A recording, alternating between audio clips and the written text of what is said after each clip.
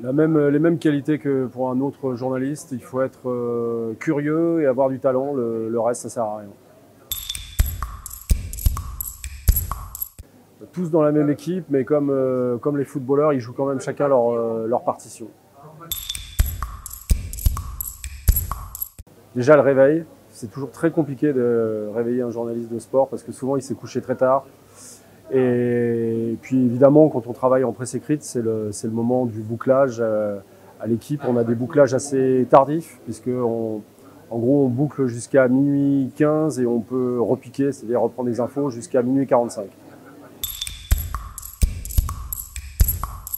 Être trop copain des sportifs, c'est un vrai danger parce que dans ce métier, le pire, ce n'est pas de ne pas savoir, c'est de savoir et de ne pas pouvoir écrire. Donc quand on est trop proche des sportifs, et c'est une vraie tentation parce que quelque part, évidemment qu'on les admire, mais quand on est trop proche des sportifs, on se retrouve dans des situations infernales où on sait tout, mais on ne peut rien dire.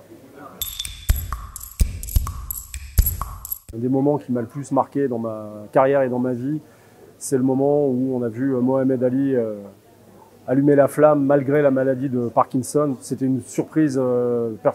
D'habitude, il y a toujours des rumeurs, il va y avoir un tel ou un tel. Mais là, franchement, on ne savait pas que Mohamed Ali serait là.